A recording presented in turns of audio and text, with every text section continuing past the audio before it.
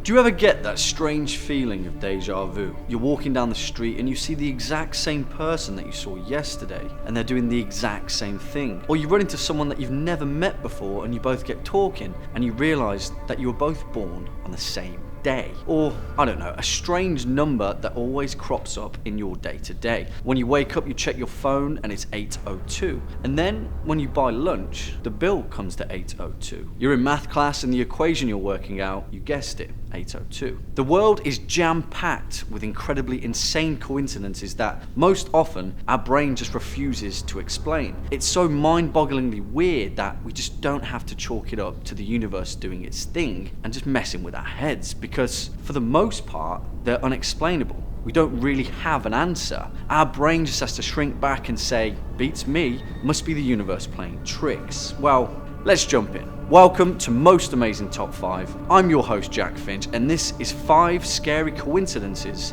that you won't believe are real. Starting us off at number 5, we have the perplexing story of King Umberto I of Italy. Nicknamed King Umberto the Good, the Italian leader was generally a well-respected figure across pre-20th century Europe. He was, however, absolutely despised by European anarchists for his right-wing views. Nevertheless, on July 28, 1900, King Umberto had a craving for some rustic Italian food and headed to dinner at a small restaurant in Monza. Now, this is where things get weird. When the restaurant owner, who was also named Umberto, began to take the king's order, the pair noticed that they were absolute doubles. They were completely identical in appearance. Taking the coincidence quite well, the two men began talking and discovered some stranger similarities. Both Umbertos were born on March 14th, 1844, in the same town of Turin. Both men had married women named Margherita on the exact same day,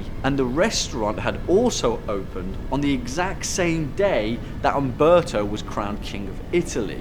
The pair were completely baffled, but they had made a strange cosmic connection and became friends. The next day, while King Umberto was holding a public address, he sadly learned that the restaurateur had died in a mysterious shooting. As he addressed his people to express the regret of his new friend's death, an anarchist in the crowd fired 4 shots into the king, killing him. 2 men, who would be born on the same day, lived near mirrored lives, and then died on the same day. Wow.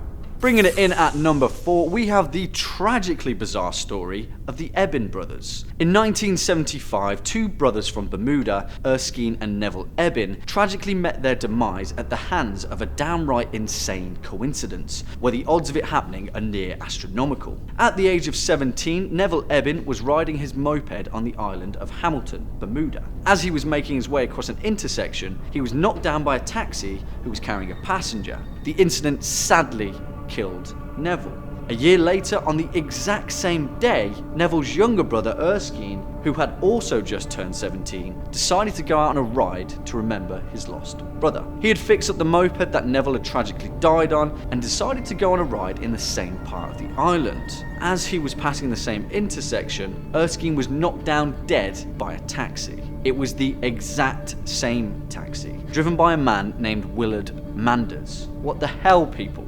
According to the boy's father, John Henry Ebon, even the passenger in the car was the exact same person. It's like the universe ran out of tape to play and just hit repeat. And this story is actually real, as in you can read news reports about it and check their obituaries. Wow. Coming in at number 3, we have the strange attempted execution of Joseph Samuels. In 1803 in Sydney, Australia, 10 men were tried and sentenced for the robbery of Mary Breeze and the murder of a man named Joseph Luca. Of the 10 men, 5 were acquitted and 5 were sentenced to death by hanging. Joseph Samuels was one of those men. According to the Sydney Gazette, the sentence was carried out on September 26, 1803.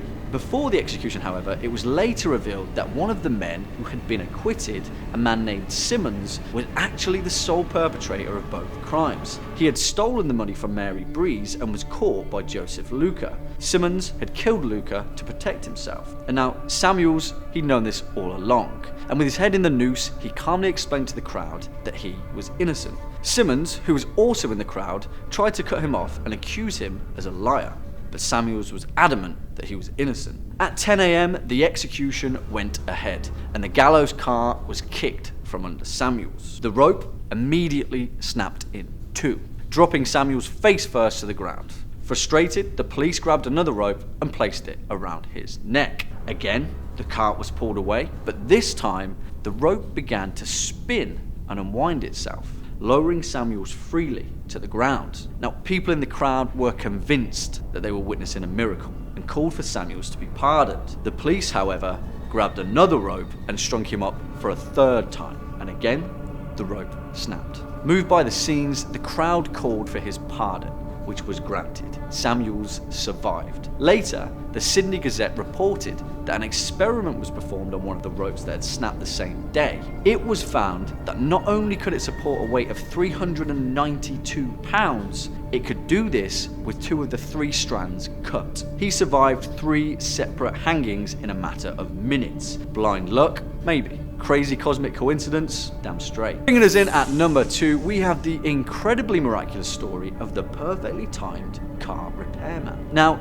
the exact verification of this story is tentative at best, with some believing that it was reported in the Las Vegas Sun in the late 90s. It was also picked up in the book Tricks of the Mind, written by famous British illusionist Derren Brown. Whatever the version, the apparently true story begins with a car repairman who was out on a call in the middle of nowhere. A car had broken down out on a remote highway, and he was the only breakdown cover for miles around. After he finished the job, he began walking back to his truck when a nearby telephone box started to ring. He answered it, and strangely enough, the caller knew his name. She began talking to him about a business appointment that he had the next day.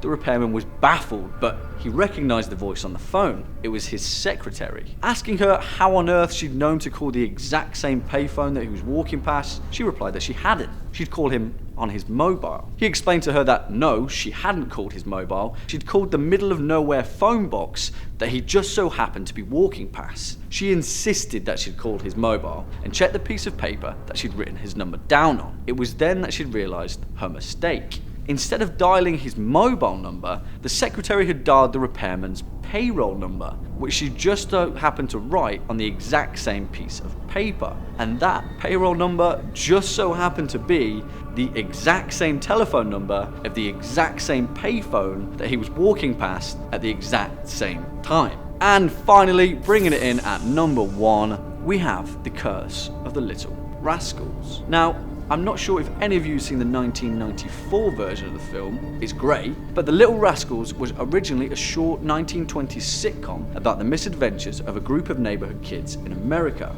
Now, by the time The Little Rascals became its own TV show in 1995, strangely, 5 of the original actors had already died. Billy Loughlin had been hit by a truck and killed at the age of 16. Norman Chaney passed away at 21 from a glandular disease, and Clifton Young, who played the character Bone Dust, well, he fell asleep while smoking and died in a fire at the age of 33. 2 of the original cast were also killed in action during World War II, Donald Haynes and Bobby Hutchings. But strangely enough, doesn't stop there. In 1959, the lead star of the show, Carl Switzer, who played Alfalfa, was shot dead over $50 at the age of 31. Even his own brother had died an equally tragic death, and that guy was only an extra in the show. Scotty Beckett died from a cocktail of drugs, alcohol and brawling, and Dorothy Dandridge, an Academy Award nominee, tragically overdosed at the age of 42.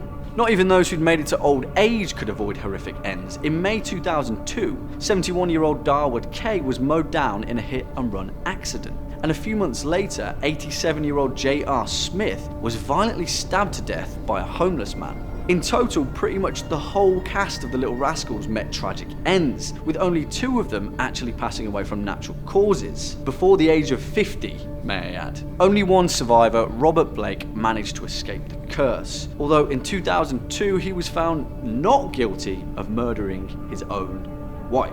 Cosmic coincidence? You decide. This whole thing's just kind of messed up. Come on, you guys, hot!